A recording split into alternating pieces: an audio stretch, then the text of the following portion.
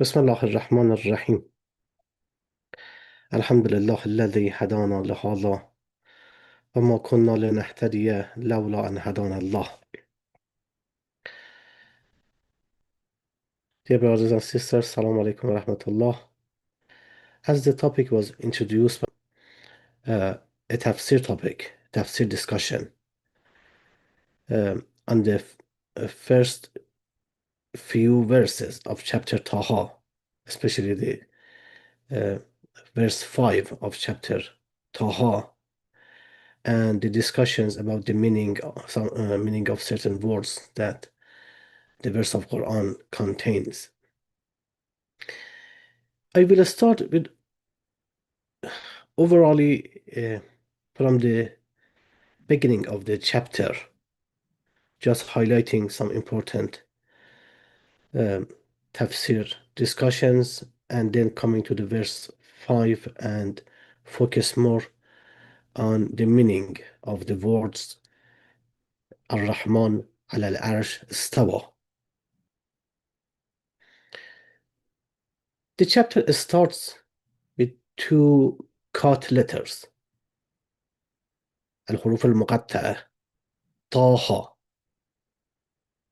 So one of the first discussions here is that what these two cut letters means here.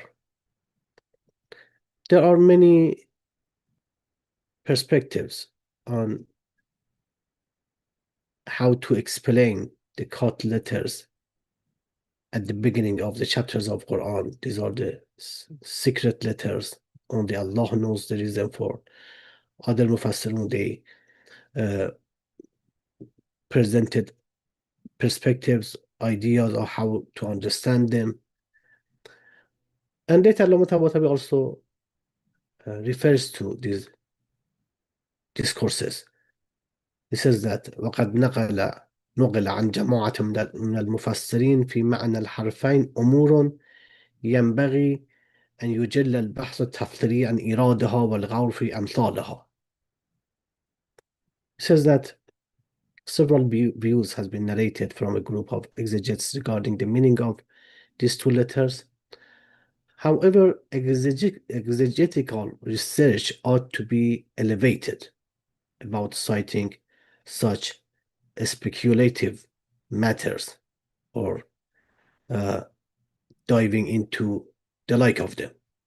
And then he says that there are some hadiths related to the cut letters at the beginning of chapter Taha that we can find in the discussion on hadith that he has. And in the hadith section,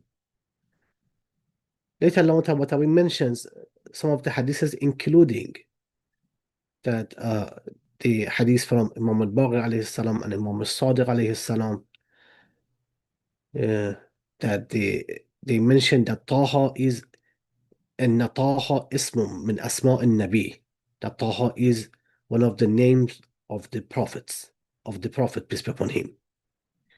And he says also we have in some other ahadith about Yasin, the same matter, that أن Yasin من أسمائه. So he says that also Suyuti, he's one of the prominent Sunni scholars, Sunni Mufassirun. He also mentions in his Ad-Durr al-Manthur these two names, so these two words, Taha and Yasin, as the names of the Prophet. And he also narrates it from Imam al-Baqir alayhi salam. So that's one point about the cut letters, Taha. Then what does the verse of Quran means when he talks about the ما أنزلنا عليك القرآن لتشقى. So Allah subhanahu wa ta'ala says, oh, if the Taha means the Prophet, or the Prophet, we did not reveal the Quran to put you in fatigue. in toil, in difficulty. The meaning of shaqawa in Arabic is kind of meaning of distress. It has both physical and spiritual connotations. When shaqawa used in physical sense, it means the tab, it means fatigue, toil. So, for example, one would say, I toiled. شقيت. It means I'm fatigued. I'm too tired. So it's a matter of physical kind of characteristics. So it is not to say the Prophet, or you do not. It's a kind of a spiritual criticism of the Prophet. No, it means that you have your own limit as a human being. Do not push yourself too much. So we gave you a mission, and we didn't want you to put too much on yourself. There are some hadiths about the occasion of the revelation, about the extent of the Prophet's worship. So some hadiths, they say that the Prophet was excessively, he's doing worship and ibadah, that he hurt himself and his feet was swollen, and that's why the verse revealed, although there are some controversies, and Allama Tabatabai also mentions these controversies. However, so the point that is that the verse tries to say that we did not send down the Quran so that you would fatigue yourself in the path of delivering it by overburdening yourself in compelling people to accept it. That's how Allama Tabatabai understand and explains the verse. Then the next verse, إِلَّا تَذْكِرَةً لِمَنْ يَخْشَى تَنْزِيلًا مِمَّنْ خَلَقَ الْأَرْضَ وَالسَّمَاوَاتِ الْعُلَى. So Allah subhanahu wa ta'ala says, we sent it to you not to burden you, to fatigue you, rather to be a reminder for a group of people. So the mission that we gave you was just to remind a certain group of people. لمن يخشى. Here Allama refers to very interesting points. First, he says that the word tadhkara, which means reminding. So Allah subhanahu wa ta'ala says reminding, which means that because you only say reminding someone if one knew something and forgot it. Otherwise, reminding doesn't make sense. So Allah says that التذكرة هي إيجاد الذكر في من نسي الشيء. So what does this mean? What does this mean that Allah says that I want you to remind those people who forgot something? And Allah here, he refers to this divine gift given to humanity, the fitrah, the divine conscience,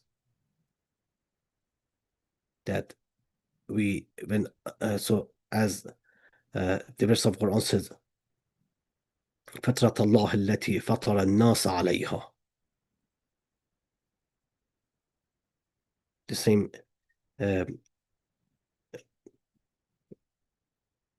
way, the same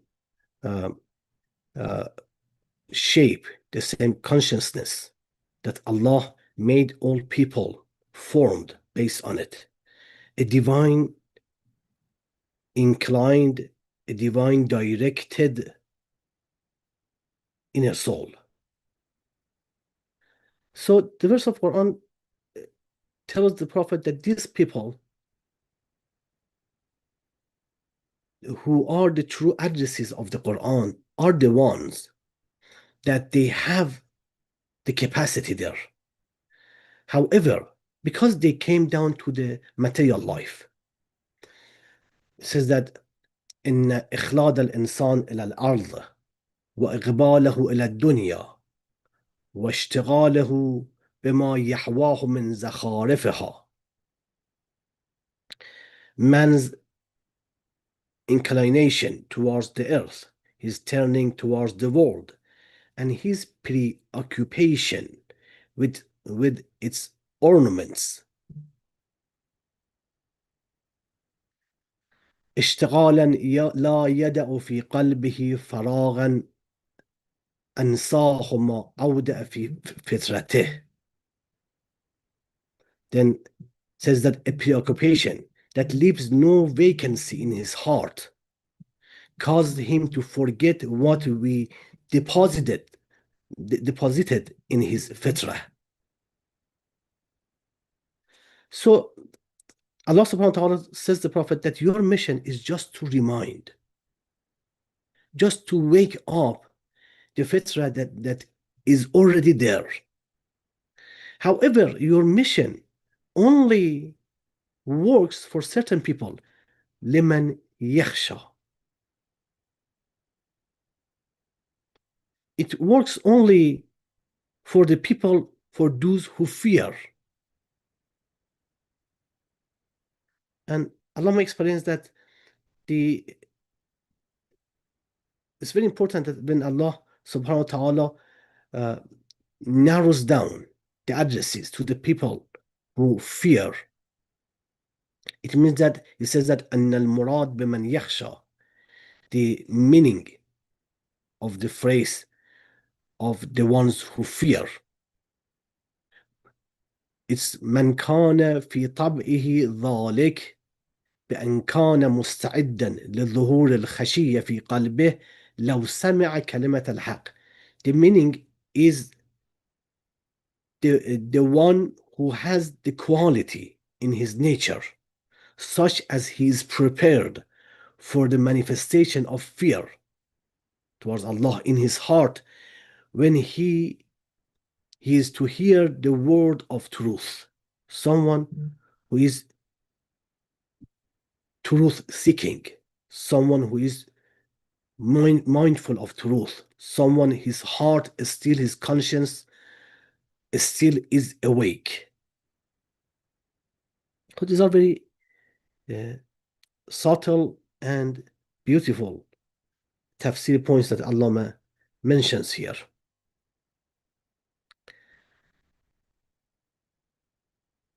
And then he explains that when the verse of Quran talks about إِلَّا تَذْكِرَةً لِمَنْ يَخْشَى, so how these word tazkira from the point of grammar, how it works and how it should be understood, but it's not important for our discussion.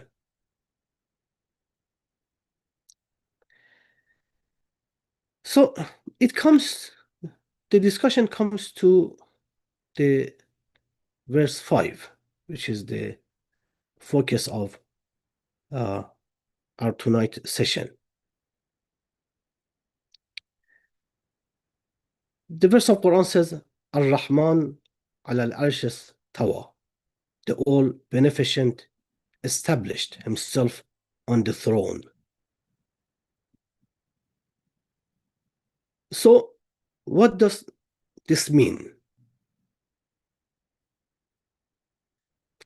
Let us start first with analyzing and studying each single word here, especially the word al-Raḥmān and the word al-Arsh, and then try to make a connection and figure out why the word al-Raḥmān has been used here, not al-Rahim, not al-Qadir, not al-Alim.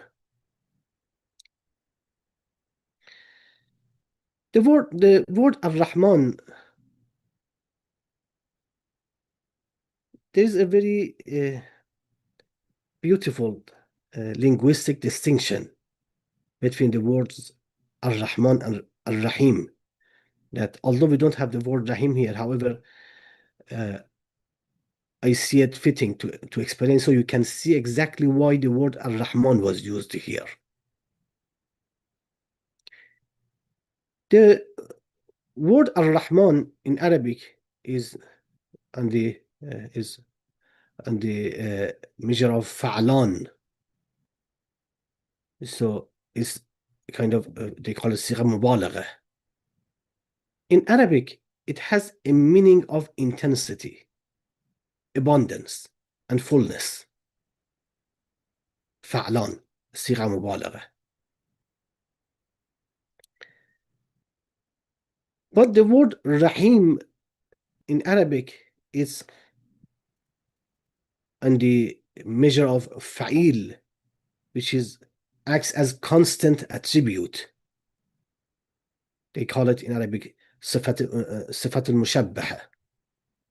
So this indicates a kind of stability, permanence, and continuity. So al-Raḥmān on the measure of fa'lan in Arabic delivers a meaning that is about intensity, abundance, and the fullness of the root of the word. Whatever is the root of the word, rahma is the compassion, the mercy. When it comes to the measure of fa'lan in Arabic, it gets a meaning of intensity, abundance, and fullness. If it goes in the measure of the fa'il, rahim, then it gets the root, the mercy and compassion, gets an extra connotation of stability, permanence, and continuity. And that's why Allah Ta'ala, he says that Ar-Raḥmān صيغة مبالغة تدل على الكثرة. Ar-Raḥmān is an intensive form that indicate abundance. والرحيم صفة مشبهة تدل على الثبات والبقاء. But Rahim is a constant attribute that indicates stability and permanence. So these two, the differences we just mentioned has a significant theological implication. Because the word Raḥmān applies to the mercy of existence. Al-Raḥmā al-Takwīniyya. It's because it's about abundance, it's about intensity, it's about fullness, it's about inclusion that covers everything. So every creature of Allah is included in this attribute of Allah subhanahu wa ta'ala. Ar-Raḥmān, he is the one who is the sustainer of the whole universe. And even his enemies, even the most, creations like Iblis, Satan, even the elites, the heads of the infidels, the non-believers, they are all covered by the attribute of Ar-Raḥmān. Allah gives them, Allah maintains their rizq, sustenance. Allah provides for them the basic needs that that He gives to His creatures. They are having healthy birth. They live in safety. They benefit from the material wealth, so on and so forth. So this, when we say the attribute of Ar-Raḥmān about Allah subhanahu wa ta'ala, it's about the inclusion of His mercy over everything. But when Rahim comes, the Rahim applies to the mercy of guidance, to a special mercy. So some say it's about al-Raḥmā al-Tashri'iyyah.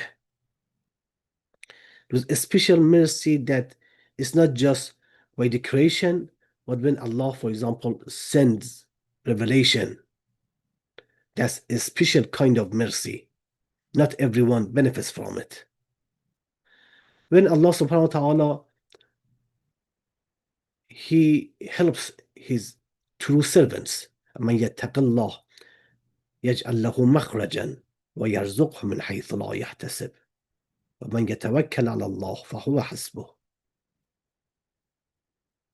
Whoever maintains Allah subhanahu wa ta'ala in his life, يجعل له مخرجا, whenever a problem, a difficulty happens for them, Allah will open a door for them to save themselves from those difficulties. ويرزقهم من حيث لا يحتسب. Allah gives them sustenance, rizq, from the sources, the origins that one cannot even imagine.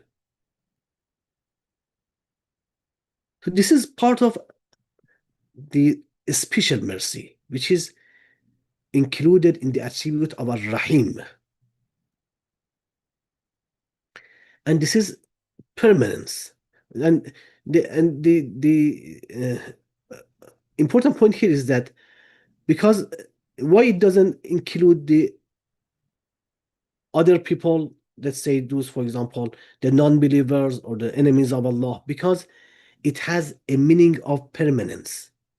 And those people, they benefit from the mercy of Allah in this world, but not in hereafter.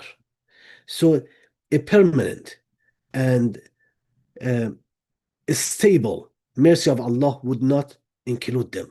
So they are not covered by attribute of Rahim. They are covered by attribute of Ar-Raḥmān.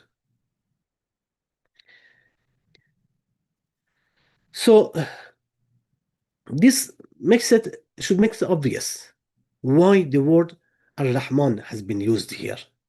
Because here Allah subhanahu wa ta'ala talks about creation. الذي خلق الأرض والسماوات العلى. The one who created the earth and the rising skies, heavens. And then he's talking about Ar-Raḥmān al-Arsh istawā, as we are going to explain. Al-Arsh istawā is about the administration of the whole universe, about Allah's role as the sole commander, as the sole authority over the whole world. That's why the fitting attribute is Ar-Raḥmān, because Allah's mercy includes every single instance of His creation, no matter disbeliever, non-believer, or believer, Satan or human, so on and so forth. To be alive, or for example, like the other example in the creation, like the stones, trees, so on and so forth, they don't have a life per se. All of them are covered by the mercy of Allah. That's why the attribute of Ar-Raḥmān has been used here, to indicate that Allah's mercy is inclusive and comprehends the whole universe, the whole creation, and everything. So this is very important point. And later Allama Tabatabi also, he mentions it, says that وَلِذَلِكَ نَاصَبَ الرَّحْمَنِ أن يدل على الرحمة الكثيرة المفيدة على المؤمن والكافر. Therefore, it is fitting for Ar-Raḥmān, the attribute of Rahman, to indicate the abundant mercy that pours forth upon both the believer and non-believer. وهو الرزق والإيجاد, which is the provision and bringing into existence. وناصب الرحيم, and it is fitting for Ar-Rahim أن يدل على النعمة الدائمة والرحمة الثابتة, to indicate the permanent blessing and the stable lasting mercy الباقية التي تفاض على المؤمن, that is poured forth specifically upon the believer. So this is the meaning of Ar-Raḥmān, and although I have still to explain the al-Arsh istawā, so you can see why I said that the meaning is about administration of the universe. So it's the divine authority, to divine dominion, to be more accurate. So for the word Arsh, if we look in the early linguistic Arabic sources, so like Kitab al-Ain, which is the first Arabic dictionary, the word Arsh has been translated as as-Sarir lil-Malik, the throne for the king. And he also says that وَعَرْشُ الرَّجُلِ قِوَامُ أَمْرِهِ, and to say that so it's the Arsh is, if it's used in reference to someone person, it means about stability of his matter. And وَإِذَا ضَالَ عَنْهُ ذَلِكَ قِيلَ ثَلَّ عَرْشُهُ, and when someone loses the stability of his life, his matter, he loses the control over his life, then it says that he lost his Arsh. His Arsh fall down. So could it be that the meaning here, the meaning of the verse here, refers to simply the literal meaning of the word al-Arsh? Means that Allah subhanahu wa ta'ala, he istawā in Arabic usually means standing. So then istawā ala al-Arsh, if Arsh is the throne, is Allah is standing on the throne. This is a literal translation.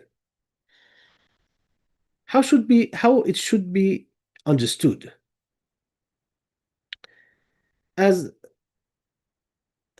unbelievable as it may seem, there are certain group of the Muslim theological dominations, or certain schools of thought in modern Islamic thought, that they are understanding the verse in a literal sense.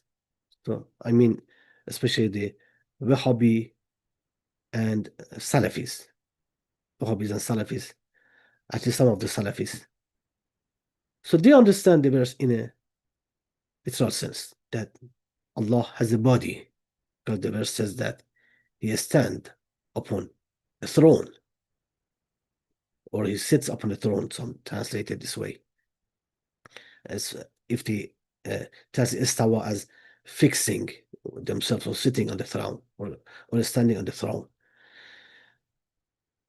So they understand it to be the case. The verse says that Allah has a body and He sits on the throne and He fixes Himself on the throne. And if you ask them how this is possible, they would say, because Allah Himself says so, and you have to accept the word of the Quran. And then you ask them the question, the rational questions, that how is this possible? Because rationally it is impossible for Allah subhanahu wa ta'ala to have a body. Because when we say that Allah has a body, the first consequence of this is that Allah is limited. Because if Allah has a body, it means Allah is within that body, and not outside of that body. So first you have to admit that Allah is limited, and being limited is a weakness. So one has to accept that Allah has a weakness, which is rationally impossible against what we believe, against our belief that Allah is unlimited. And also, to have a body means to be in need of that body. And then Allah becomes reliant on a body. And then the question comes, who created that body? If Allah created that body Himself, so this body is not Allah, because it's a creation of Allah. It's not Allah Himself. If it was created by somebody else, then that person is a God. Because who is the one who created the body for the Allah subhanahu wa ta'ala? So this is so there are more kind of sophisticated arguments. I just wanted to simplify it. I'm not sure how much I was able to do that, but this argument that right now in Wahhabi theology, at least I'm sure about it because I saw some of their works talking about this matter. It is prevalent there, but it's against, so it's rejected by both the majority of the Sunni scholars and Shia scholars. They argue that, so they try to reject this kind of inquiries by saying that Allah says, لَيْسَ كَمِثْلِهِ شَيْءٍ. So He has a body, but He says that nobody is like His body. So trying to run away from answering this kind of inquiries, rational inquiries. But the point is that we cannot understand the word al-Arsh here in a literal sense, in meaning of the throne here.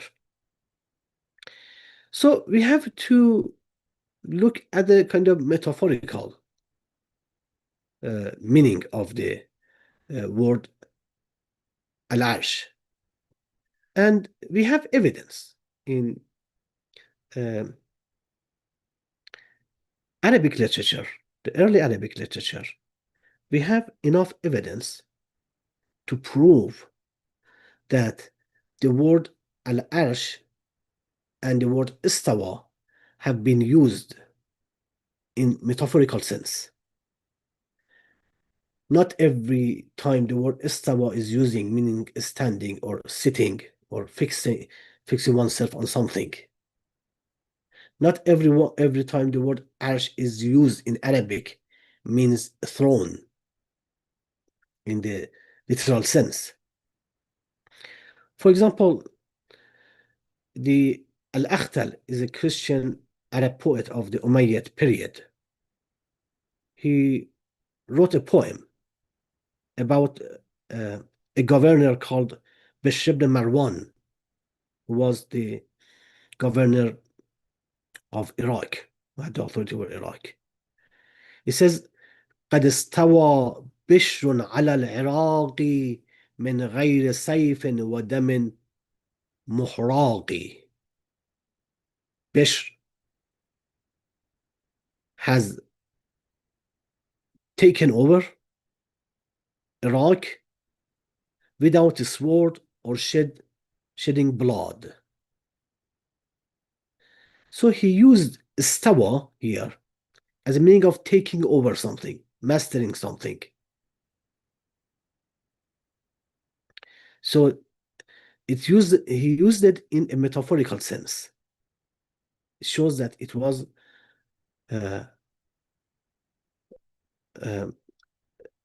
kind of popular or kind of usual in Arabic, in early Arabic, in early Islamic era, to use the words istawā and Arsh in metaphorical sense.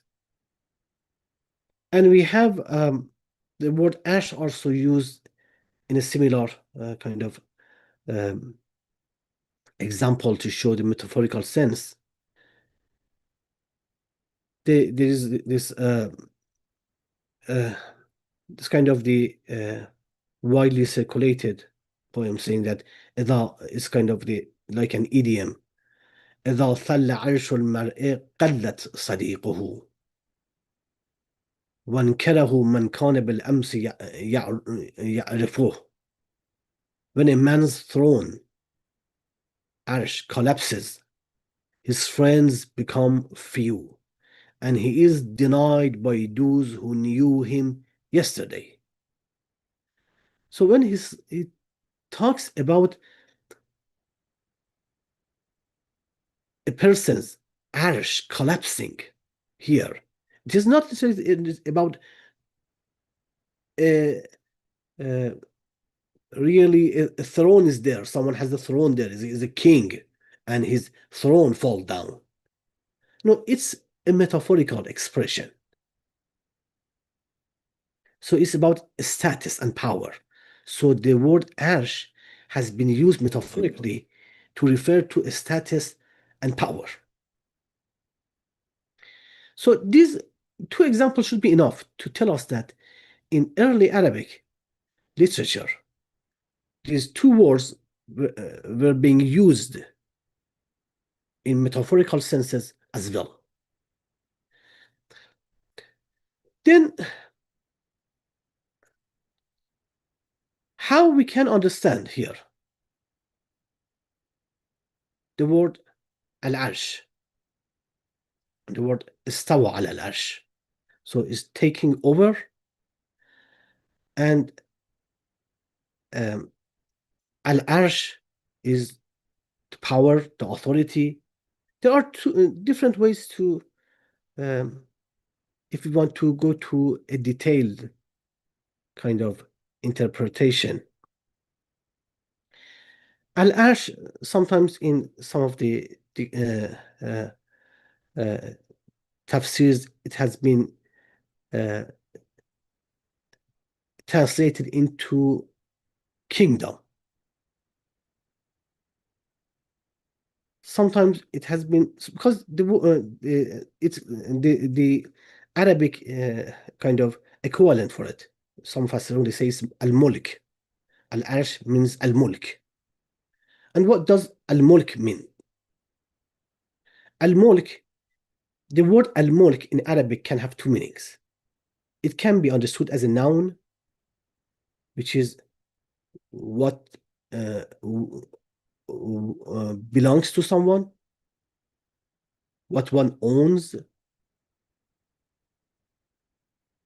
and it can be understood in a verb noun, masdar, which would be the ownership, not something that one owns. So if we understand the word Arsh metaphorically as mulk here, so one way is to say that it is the mulk here means the so Arsh means if we translate mulk in as a noun, Arsh means what belongs to Allah subhanahu wa ta'ala, which means all the universe, whatever he created. Then al-Raḥmān ala al-Arsh istawā means Allah took authority over the universe, over what He created.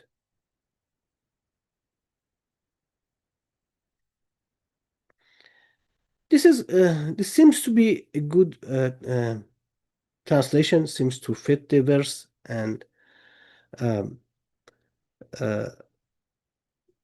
can help with understanding with refuting some of the arguments. However, the problem with this interpretation is that it doesn't fit some of the other verses of Quran. If we understand al-Mulk as what is owned by Allah, and then we say it's universe, then, for example, how we are going to understand the verse 17 of chapter al-Haqqah, which says, وَالْمَلَكُ عَلَىٰ أَرْجَائِهَا, and the angels would be at its edges, وَيَحْمِلُ عَرْشَ رَبِّكَ فَوْقَهُمْ يَوْمَئِذٍ ثَمَانِيَةٌ, and on that day 8 will carry above them the Arsh of your Lord. If the Arsh means what? The universe, does the verse means that the day of judgment there would be certain angels, for example, they are carrying the universe upon their heads? So that's, of course, that's not the meaning. So to understand Arsh as al-Mulk in a sense of a noun seems not to fit some of the verses of the Quran. So it's better to understand al-Mulk here as in the sense of a verb noun, which is dominion, kingdom, authority. Then the meaning would be that Ar-Raḥmān al-ʿArsh istawā, Allah takes over the dominion, the kingdom. Allah exercises His authority on the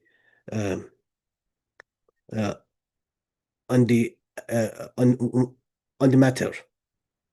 So this is kind of, so we are here using a kind of abstract concept.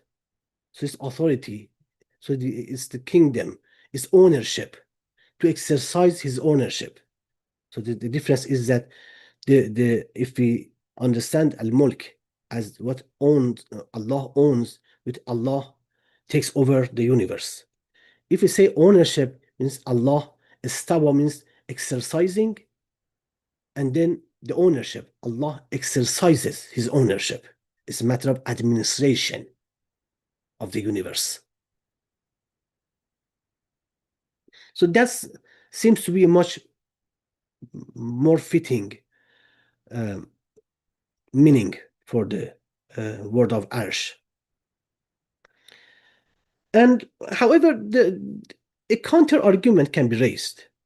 So some people, they can say, we have verses in the Quran talks about Rabbul Arsh, the Lord, the sustainer of Arsh. You can be the Lord and sustainer of the throne, the Lord and sustainer of the universe, but you cannot be the Lord and sustainer of authority. So you cannot ascribe an abstract, associate an abstract meaning to Rab. So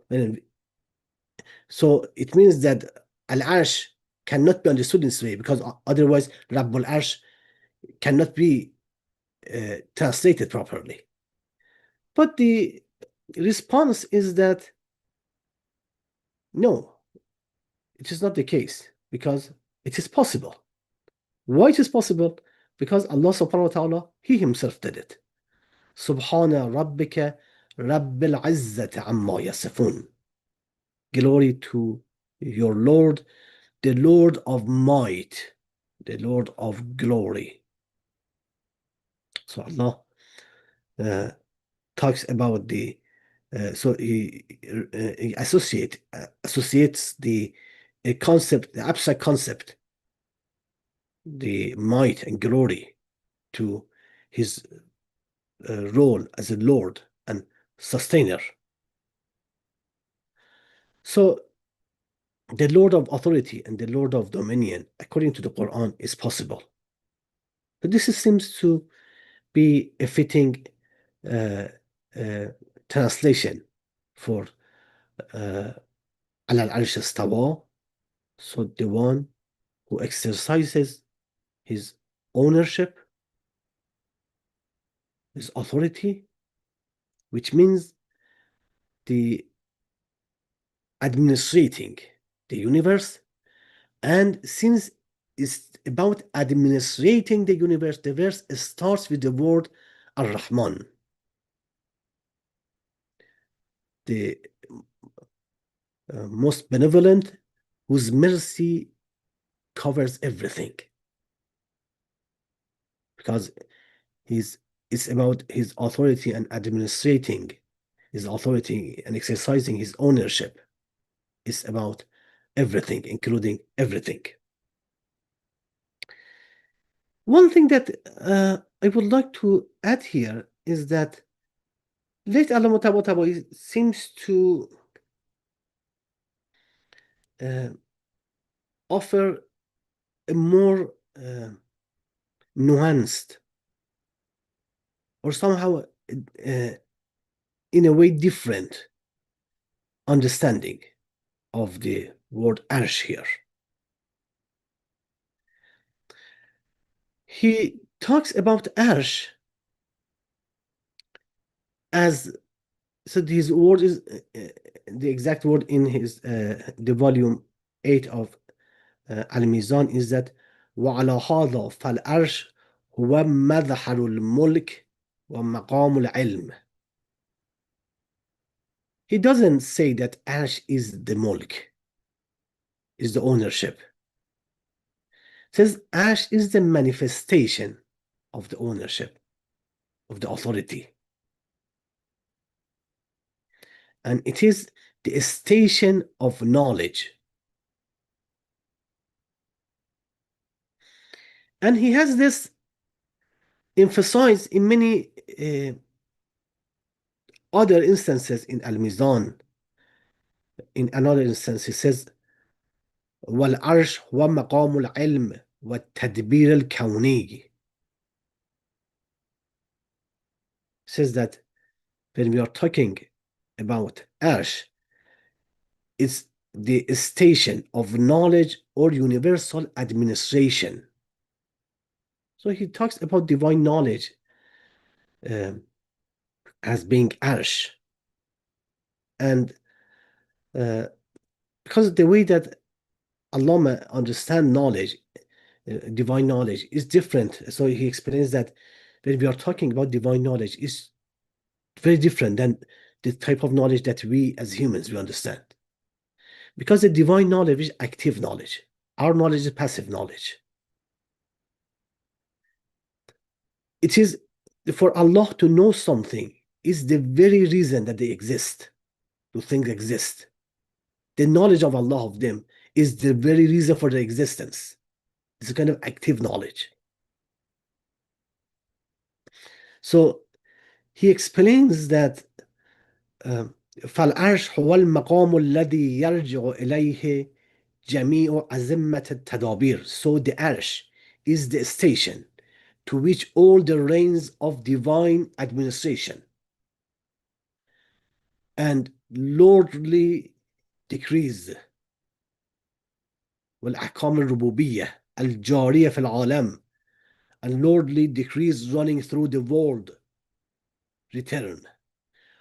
وهو بمنزلة العلم الإجمالي بالحوادث قبل وقوعها والتفاصيل, and it is of the status of undifferentiated knowledge, العلم الإجمالي, of events before their occurrence and before their details. So the Arsh is the divine knowledge, the undifferentiated divine knowledge, the knowledge of Allah as everything before their occurrence. And because it's the active knowledge, it is also what leads to their existence.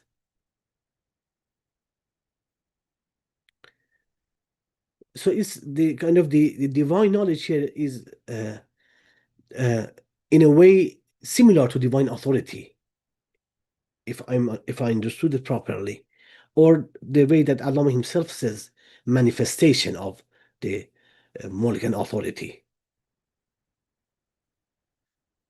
So here, so it's just a kind of subtle and more kind of philosophical. I know it's very complicated to understand it. It needs more kind of elaboration on the matter. But what we need to know is the overall that the discussion here, Ar-Raḥmān al-ʿArsh istawā, is about Allah subhanahu wa ta'ala exercising his authority, ownership over the creation, and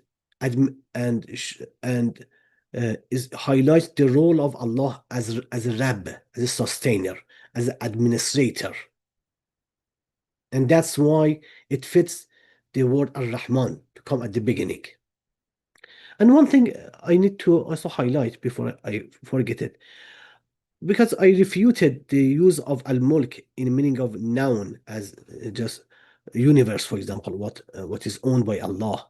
I said because it doesn't fit with one of the verses of Quran which talks about and says about 8, doesn't specify 8 of what, 8 carrying the Arsh on the Day of Judgment.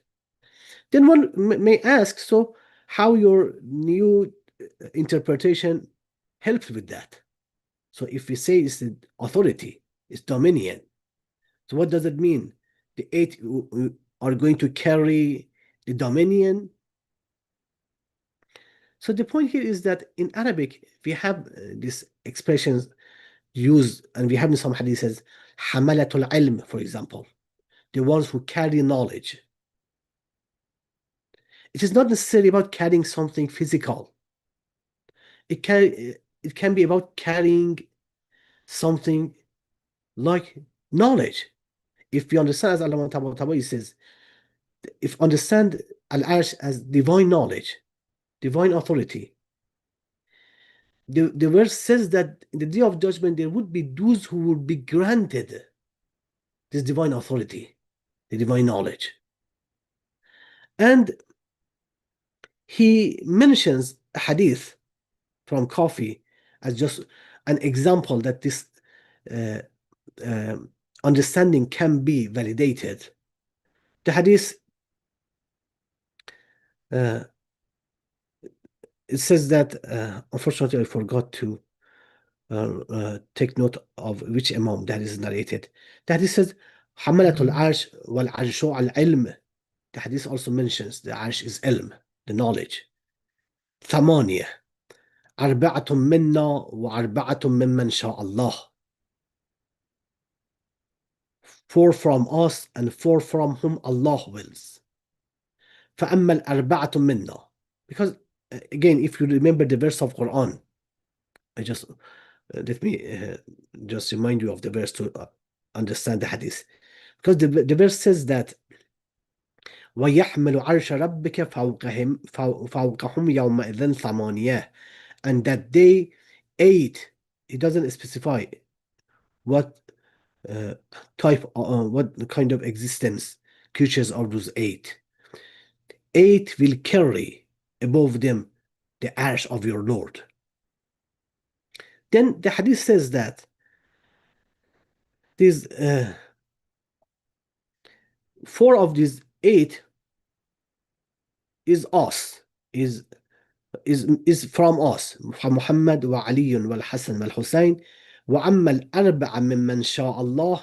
But the ones, those 4 from the ones that Allah, from ones Allah wills, are فَنُوحٌ وَإِبْرَاهِيم وَمُوسَى وَعِيسَى. So here Allah uses this hadith to explain that, so hamalatul arsh, when we're talking about carrying arsh, it's not necessarily in a physical meaning. So as you see in the hadiths, it has been used, as you see in the Arabic literature, حملة العلم, it has been used, then it can be kind of abstract meaning that we have. So again, to wrap up my discussion tonight, the fifth verse. Sorry to interrupt chapter you, Brother Doagoo. I think it's from Imam Sadiq alayhi salam, the hadith. Oh, thank you so much. I appreciate it. So the hadith is from Imam Sadiq alayhi salam, and it's mentioned in al-Kafi. So to wrap up the discussion, so when we are talking about the verse Ar-Raḥmān al-ʿArsh istawā, Ar-Raḥmān has been used here for a specific reason, because Ar-Raḥmān refers to a kind of inclusive mercy of Allah that includes everything. And because the verse, as we discussed, is about Allah's exercising His authority, His knowledge, His ownership over His creation, so it fits to use the attribute of Rahman, which showing His mercy over all of His creation.